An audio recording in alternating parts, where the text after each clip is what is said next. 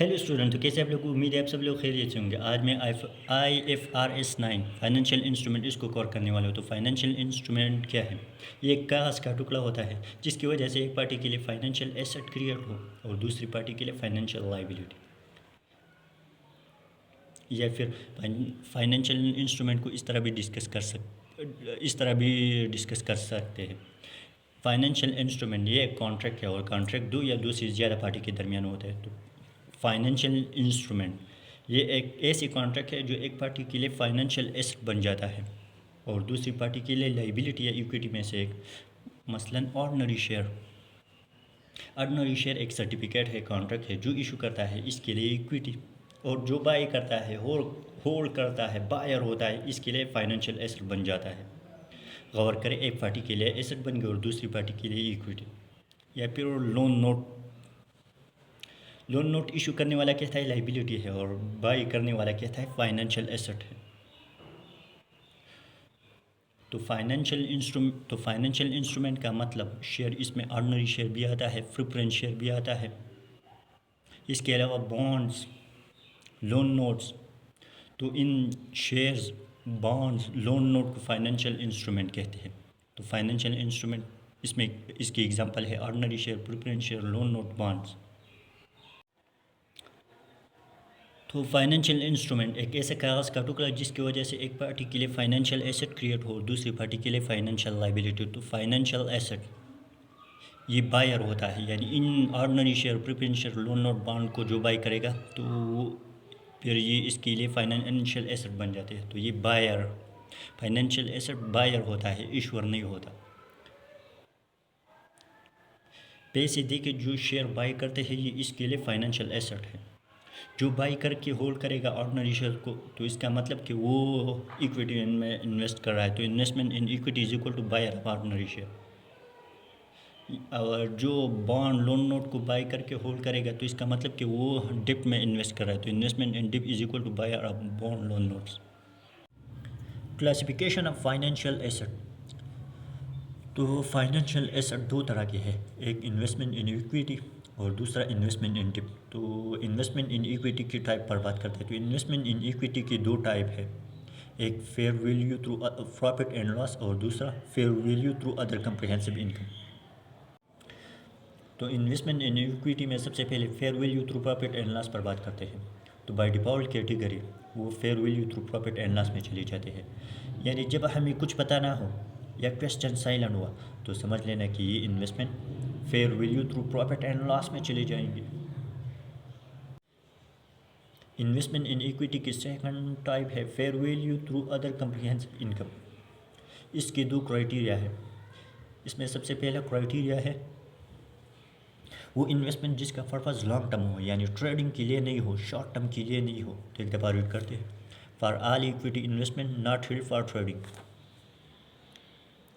जबकि fair value through other comprehensive income का second criteria है आएंगे तो जाएंगे नहीं, यानी इस fair value through other comprehensive income में आ गए तो इस कैटेगरी को नहीं छोड़ सकते, या फिर ये वाली कैटेगरी कंपनी कभी नहीं छोड़ेंगे जब तक बेच नहीं देते। लेकिन अगर बेचेंगे तो लॉन्ग टर्म में बेचेंगे, क्योंकि ये कैटेगरी लॉन्ग टर्म वाले है, क्योंकि ये लॉन्ग टर्म कैटेगरी है। तो एक दफ़ा रीड करते हैं, a company can make an irrecoverable election at initial recognition to measure an equity. एक दफ़ा फिर, a company can make an irrecoverable election at initial recognition to measure an equity.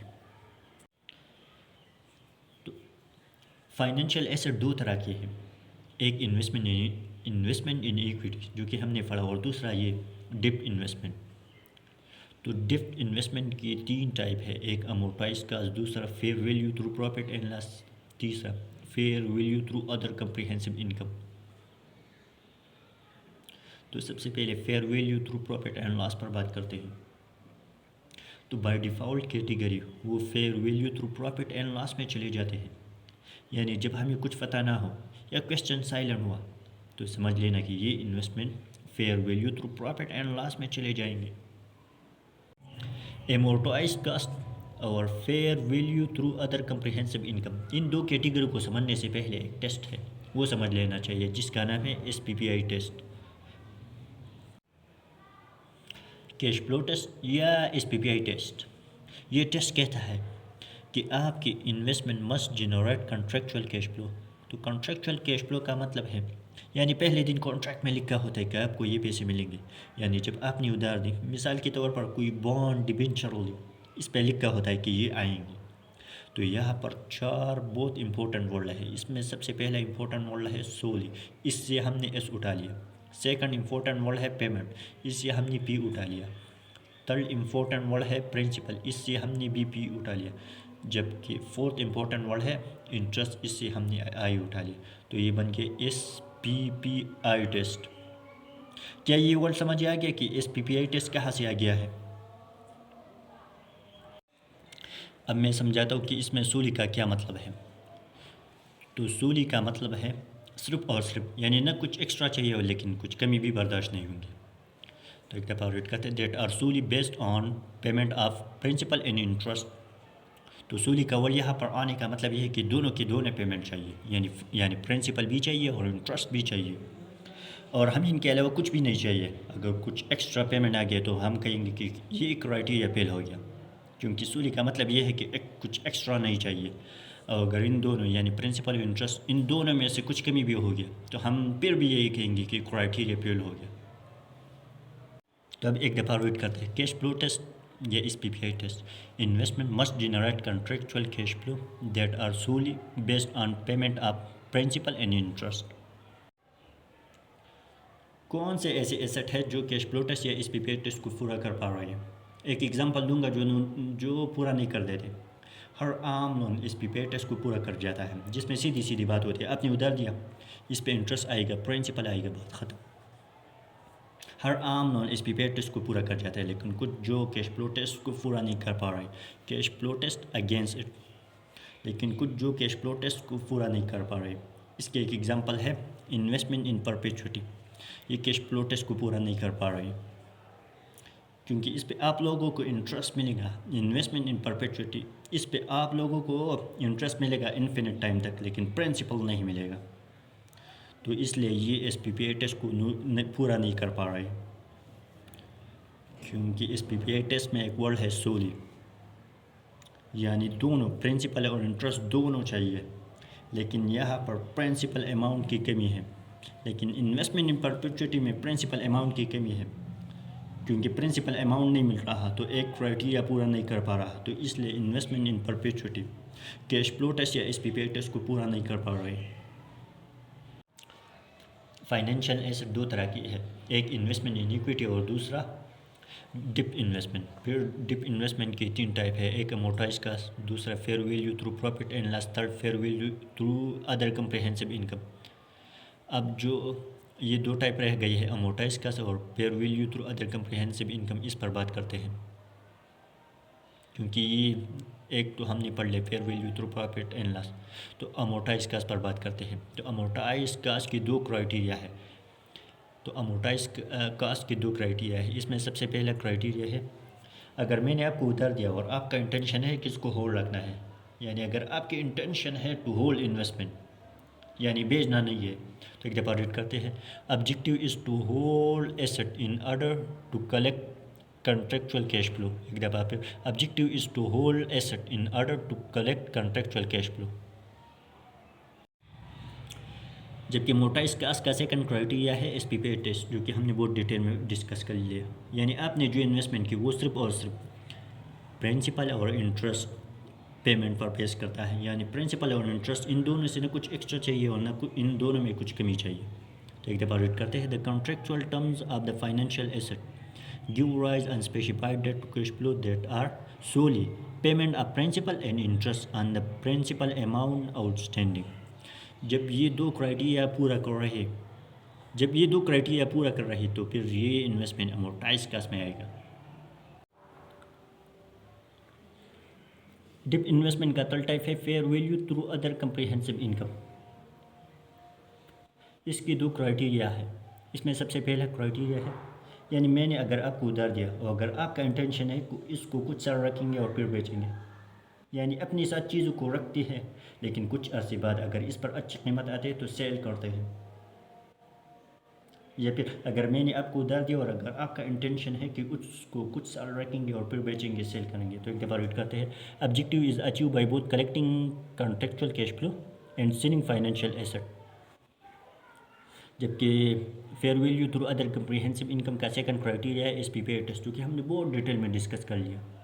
यानी आपने जो इन्वेस्टमेंट की वो सिर्फ और सिर्फ प्रिंसिपल और इंटरेस्ट पेमेंट पर बेस करता है। यानी प्रिंसिपल और इंटरेस्ट इन दोनों से न कुछ एक्स्ट्रा चाहिए और न इन दोनों में कुछ कमी चाहिए। तो एक दफ़ा रीड करते हैं। The contractual terms of financial asset give rise on the specified date cash flow that are solely payment of principal and interest on the principal amount outstanding SPP test. अगर ये दो क्राइटेरिया पूरा कर रही थी तो फिर वो इन्वेस्टमेंट फेयर वैल्यू तो अदर कम्प्रीहेंसिव इनकम में आ जाता है। तो ये था डिप इन्वेस्टमेंट। यानी डिप इन्वेस्टमेंट के 3 टाइप थे, amortise cost, fair value through profit and loss, और थर्ड नंबर था fair value through other comprehensive income, जो कि हमने बहुत अच्छी तरह डिस्कस कर लिया। फाइनली अब accounting treatment of financial asset पर आ गए। यानी पहले दिन कितनी का लिखेंगे, बाद में कितनी का लिखेंगे। फाइनेंशियल एसेट दो तरह के हो सकते हैं, एक इन्वेस्टमेंट इन इक्विटी और दूसरा investment in debt. Investment in equity भी दो तरह के है, एक fair value through profit and loss, दूसरा fair value through other comprehensive income. जबकि इन्वेस्टमेंट इन डिप 3 तरह के है, एक अमोर्टाइज का, second fair value through profit and loss, third fair value through other comprehensive income. तो अकाउंटिंग ट्रीटमेंट में सबसे पहले इनिशियल मेजरमेंट पर बात करते हैं। यानी पहले दिन कितनी का लिखेंगे। तो अमोर्टाइज कैटेगरी में एसेट को पहले दिन किस पे लिख दो, किस वैल्यू पे बुक कर दो। तो amortise category fair value through profit and loss, fair value through other comprehensive income में पहले दिन किस वैल्यू पे बुक कर दो। तो स्टैंडर्ड कहते हैं फेयर वैल्यू पे। यानी अमोर्टाइज कैटेगरी में भी फेयर वैल्यू पे, fair value through profit and loss में भी फेयर वैल्यू पे, जबकि fair value through other comprehensive income में भी फेयर वैल्यू पे बुक कर दो, लिख दो। अब तुम लोग बोलेंगे कि ब्रैकेट में तो कास्ट लिखे हुए हो और फेयर वैल्यू बोले जा रहे हो। अगर कास्ट और फेयर वैल्यू दोनों गिवन हो और दोनों डिफरेंट हो तो अपनी प्रायोरिटी फेयर वैल्यू को देनी है। मसलन मैंने ख़रीदा 20,000 का और फेयर वैल्यू है 22,000, तो फिर मैं 22,000 ही लिखूँगा। तो फिर आप लोग बोलेंगे कि ब्रैकेट में कास्ट क्यों लिखे हुए हो, क्योंकि मेजॉरिटी सिचुएशन में जब आप ख़रीद रहे होते हो तो आपको मार्केट रेट पे मिल रहा होता है, तो फिर फेयर वैल्यू और कास्ट बैलेंस होते हैं, इक्वल होते हैं, इसलिए ब्रैकेट में कास्ट लिखा हुआ होता है। इसलिए ब्रैकेट में कास्ट लिखा हुआ है तो इनिशियल मेजरमेंट फेयर वैल्यू पे ही होंगे। कुछ कैटेगरीज है जिनमें ट्रांजैक्शन कॉस्ट फेयर वैल्यू के साथ ऐड करते हैं, जबकि कुछ कैटेगरीज है जिनमें ट्रांजैक्शन कॉस्ट फेयर वैल्यू के साथ ऐड नहीं करते। तो अमोर्टाइज कॉस्ट और फेयर वैल्यू तो अदर कम्प्रीहेंसिव में ट्रांजैक्शन कॉस्ट फेयर वैल्यू के साथ ऐड करते हैं, जबकि fair value through profit and loss में ट्रांजैक्शन कॉस्ट फेयर वैल्यू के साथ ऐड नहीं करते इनिशियल मेजरमेंट में। तो आप अकाउंटिंग ट्रीटमेंट में सब्सिक्वेंट मेजरमेंट को डिस्कस करते हैं। तो सब्सिक्वेंट मेजरमेंट में सबसे पहले fair value through profit and loss and fair value through other comprehensive income, इन दोनों को पहले डिस्कस करते हैं। तो इसमें नाम पे फोकस करें तो fair value through profit and loss, तो फेयर वैल्यू वर्ड है ना बीच में, बस जो ईयर इन पे फेयर वैल्यू होंगे वो स्टेटमेंट ऑफ फाइनेंशियल पोजीशन में चले जाएंगे एसेट की। तो fair value at year end is equal to statement of financial position. तो नाम में लिखी हुई है मेजरमेंट, सब्सिक्वेंट मेजरमेंट को लेके ही नाम बने हैं, जो नाम है वही सब्सिक्वेंट मेजरमेंट है। तो नाम है fair value through profit and loss. तो फेयर वैल्यू हो गया स्टेटमेंट ऑफ फाइनेंशियल पोजीशन के लिए, एसओपी के लिए, और जो गेन लॉस आए यानी बार बार जब फेयर वैल्यू पे लिखेंगे तो इस साल और पिछले साल की फेयर वैल्यू में फ़र्क होगा। यानी बार बार जब फेयर वैल्यू पे लिखेंगे तो इस साल और पिछले साल के फेयर वैल्यू में फ़र्क होगा, और फेयर वैल्यू इस साल का पिछले साल से ज़्यादा है तो गेन है। अगर फेयर वैल्यू इस साल का पिछले साल से कम है तो लॉस है। तो ये गेन और loss profit and loss account में चला जाता है। सब्सिक्वेंट मेजरमेंट में अब fair value through other comprehensive income इस पर बात करते हैं। तो इसमें भी नाम पे फोकस करें तो नाम है fair value through other comprehensive income. तो फेयर वैल्यू वर्ड है ना बीच में, बस जो ईयर एंड फेयर वैल्यू होंगे वो स्टेटमेंट ऑफ फाइनेंशियल पोजीशन में चले जाएंगे एसेट के। तो fair value at year end is equal to statement of financial position. तो नाम में लिखे हुए है मेजरमेंट, और जो गेन लॉस आए यानी बार बार जब फेयर वैल्यू पे लिखेंगे तो इस साल और पिछले साल के फेयर वैल्यू में फ़र्क होगा। और फेयर वैल्यू इस साल का पिछले साल से ज़्यादा है तो गेन है, अगर फेयर वैल्यू इस साल का पिछले साल से कम है तो लॉस है। तो ये गेन और लॉस यहाँ पर अदर कम्प्रिहेंसिव इनकम में चला जाता है।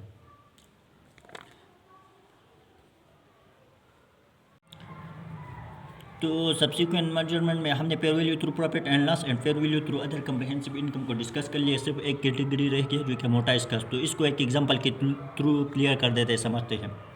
तो मिसाल के तौर पर आसिम मेरा एक स्टूडेंट है, इसको $20,000 की ज़रूरत थी। तो मैंने आसिम को $20,000 उधार दे दिया। तो फिर मैं आसिम को कहूँगा कि मार्केट से उधार अगर लो ना तो 20% पर मिलता है, तो मैं भी तुमसे 20% इंटरेस्ट लूँगा साल का। तो आसिम ने कहा ठीक है, लेकिन मैं आपको पैसे वापस करूँगा 3 साल बाद। और आसिम ने एक और बात भी कह दिया कि मेरी हालत अब अच्छी नहीं है, मैं 20% आपके पैसे वापस करूँगा, लेकिन पहले 3 साल में थोड़े थोड़े पे करूँगा। यानी पहले 3 साल में सिर्फ और सिर्फ 5% पे करूँगा। इसकी जो 15% नहीं दिया वो आखिरी दिन जब लोन वापस करूँगा तो वो 15% भी साथ में पे करूँगा।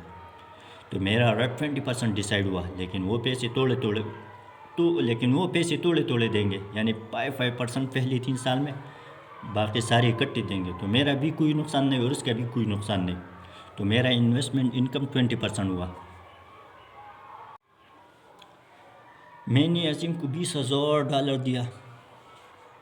तो मैंने असीम को कहा कि मैंने तुमसे 20,000 लेने हैं। इसने कहा बिल्कुल लेने, मैं इस बात को मानता हूँ। तो मेरी फाइनेंशियल एसेट या मेरी रिसीवेबल या मेरी ओपनिंग बैलेंस 20,000 है। तो मैंने वासिफ को $20,000 दिया और पूरा साल गुजर गया। तो मैंने वासिफ को ईयर एंड पे कॉल की कि 20% डिसाइड हुआ था तो 20% इंटरेस्ट भेज दो। तो 20% इंटरेस्ट भेज दो। तो वासिफ कहेंगे सॉरी 20% इंटरेस्ट डिसाइड था, लेकिन भेजूँगा 20% नहीं बल्कि भेजूँगा 5%, ये डिसाइड हुआ था। और बाकी मैं सेटल करूँगा 3 साल बाद जब मैं आपको लोन वापस करूँगा। तो मैं कह दूँगा हाँ ठीक है 5% भेज दो।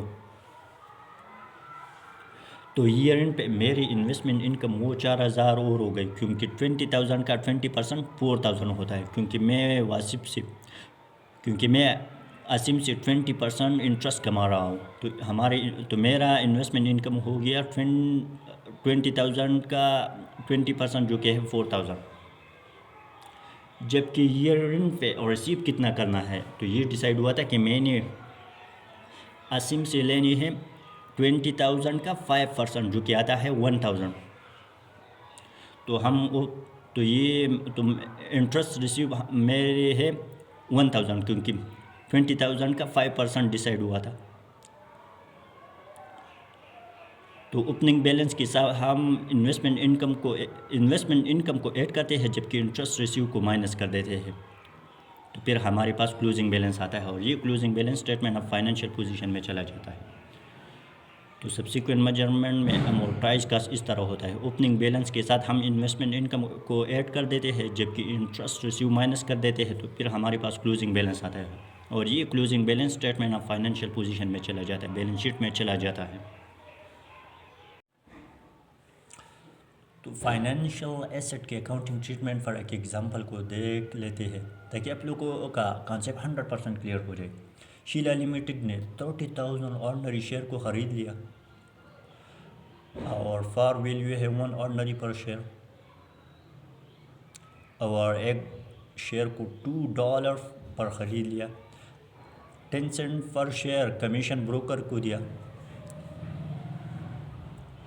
31 दिसंबर 2000 की मार्केट वैल्यू गिवन है जो कि है 2.5 और इस तरह आगे भी गिवन है, यानी 31 दिसंबर 2021 की मार्केट वैल्यू भी गिवन है जो कि 1.5, इस तरह 2022 की मार्केट वैल्यू भी गिवन है जो कि 2.3।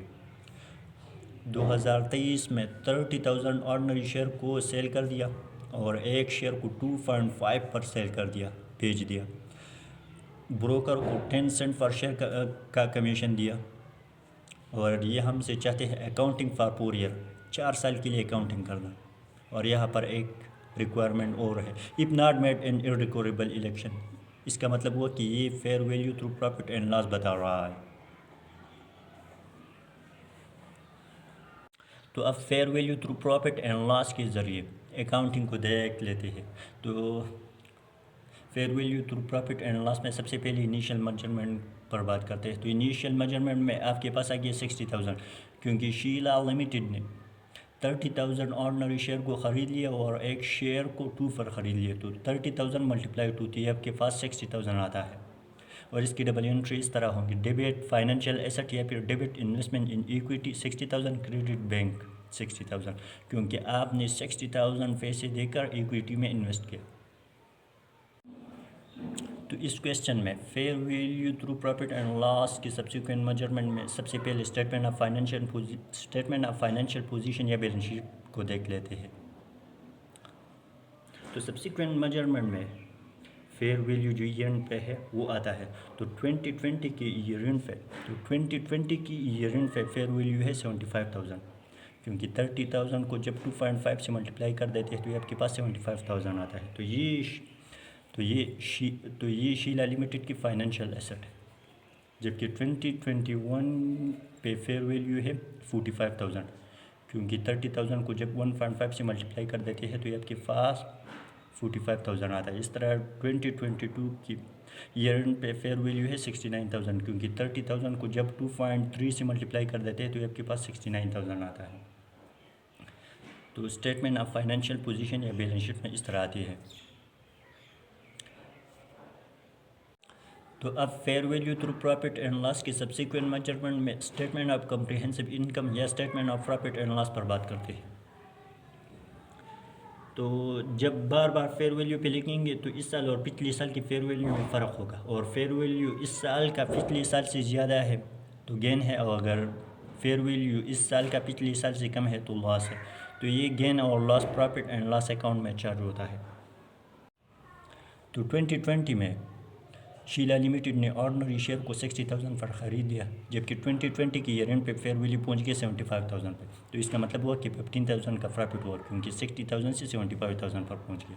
इस तरह 2021 पे फेयर वैल्यू आ गया 45,000 पे। इस तरह इसका मतलब हुआ कि 30,000 का लॉस हुआ, क्योंकि ऑर्डनरी शेयर 75,000 से 45,000 पर आ गया। इस तरह 2022 पे फेयर वैल्यू पहुंच गया 69,000 पे। तो इसका मतलब हुआ कि 24,000 का प्रॉफिट हुआ, क्योंकि ऑर्डनरी शेयर 45,000 से 69,000 पर आ गया। इस तरह गेन और loss profit and loss account में चार्ज होता है, चला जाता है।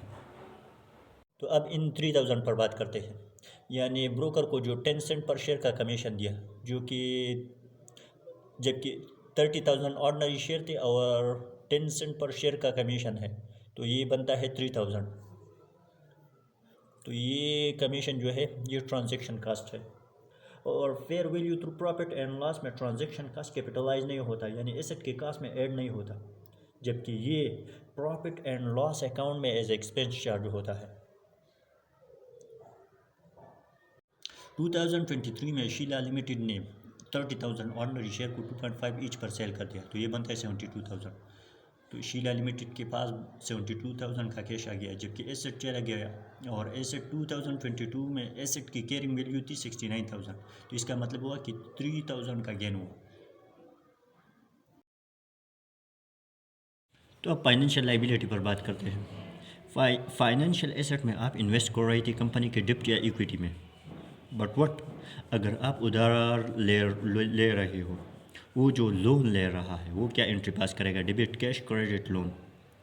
तो लोन लेते वक्त ये सर्टिफिकेट इंस्ट्रूमेंट भी कहते हैं, पर्ची बोलो, एक पेज बोलो, तो ये सर्टिफिकेट इंस्ट्रूमेंट पेजेस आप लोगों को देते हो, तो यानी आप लोगों को लोन नोट इशू करके उधार ले सकते हो, बॉन्ड इशू करके उधार ले सकते हो, रिडीमेबल प्रेफरेंस शेयर इशू करके उधार ले सकते हो।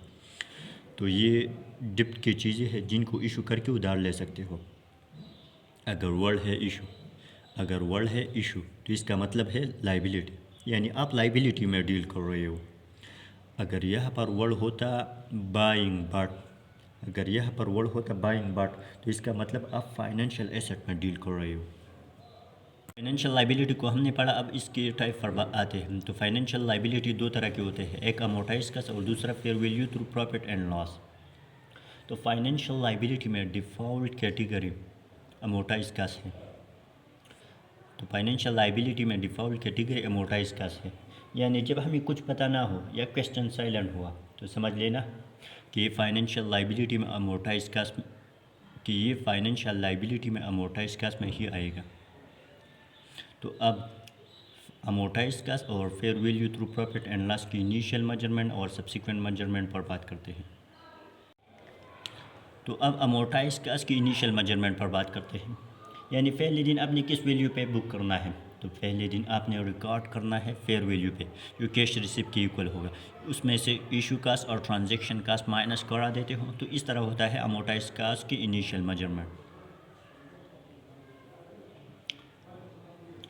फाइनेंशियल एसेट में आप ट्रांजैक्शन कास्ट ऐड करा देते हो, जबकि फाइनेंशियल लाइबिलिटी में ट्रांजैक्शन कास्ट और इशू कास्ट माइनस करा देते हो, लेस करा देते हो। तो लाइबिलिटी में ट्रांजैक्शन कास्ट इसलिए लेस करा देते हो क्योंकि उधार के वक्त कैश इनफ्लो यानी आपके पास पैसे आ रहे होते हैं, जबकि ट्रांजैक्शन कास्ट एक आउटफ्लो है। तो इसलिए इशू कास्ट और ट्रांजैक्शन कास्ट फाइनेंशियल लाइबिलिटी में लेस करा देते हो, माइनस करा देते हो, क्योंकि ये तो एक आउटफ्लो है। तो अब अमोर्टाइज कास्ट के सब्सिक्वेंट मेजरमेंट पर बात करते हैं। तो सब्सिक्वेंट मेजरमेंट में ये अमोर्टाइज कास्ट का टेबल है और ये आप लोगों को आता होगा क्योंकि फाइनेंशियल एसेट में इसको मैंने डिस्कस किया। बस फ़र्क ये है कि ये लोन वाले पर्सपेक्टिव से बनाना। तो सबसे पहले ओपनिंग बैलेंस आएगा, और ये कैसे आएगा, जितना पैसा रिसीव हुआ इसमें ट्रांजैक्शन कास्ट माइनस करा देना। और फिर सेकंड नंबर पर ओपनिंग बैलेंस पे इफ़ेक्टिव रेट लगाएंगे, तो फिर आपके पास ये फाइनेंस कास्ट आएगा, और ये finance cost profit and loss account में चार्ज होता है। तो ओपनिंग बैलेंस के साथ ये फाइनेंस कास्ट ऐड करेंगे, और फिर थर्ड नंबर पर जो इंटरेस्ट पे कर दिया वो माइनस करेंगे, यानी ओपनिंग बैलेंस के साथ फाइनेंस कास्ट ऐड करेंगे और ये इंटरेस्ट पेड माइनस करेंगे, तो आपके पास ये क्लोजिंग बैलेंस आएगा, और ये क्लोजिंग बैलेंस स्टेटमेंट आप फाइनेंशियल पोजीशन में चला जाएगा। तो अब fair value through profit and loss की इनिशियल मेजरमेंट और सब्सिक्वेंट मेजरमेंट पर बात करते हैं। तो fair value through profit and loss में आप इनिशियली लाइबिलिटी को फेयर वैल्यू पे बुक करते हो, और इसमें इशू कास्ट माइनस नहीं करा देते हो। और fair value through profit and loss की सब्सिक्वेंट मेजरमेंट में बस जो ईयर एंड फेयर वैल्यू होंगी वो बैलेंस शीट या स्टेटमेंट ऑफ फाइनेंशियल पोजीशन में चली जाएंगी लाइबिलिटी के, और जो गेन और लॉस आए, यानी बार बार जब फेयर वैल्यू पे लिखेंगे तो इस साल और पिछले साल की फेयर वैल्यू में फ़र्क होगा, तो फिर गेन और लॉस आएगा, और वो गेन और loss profit and loss account में चार्ज होता है।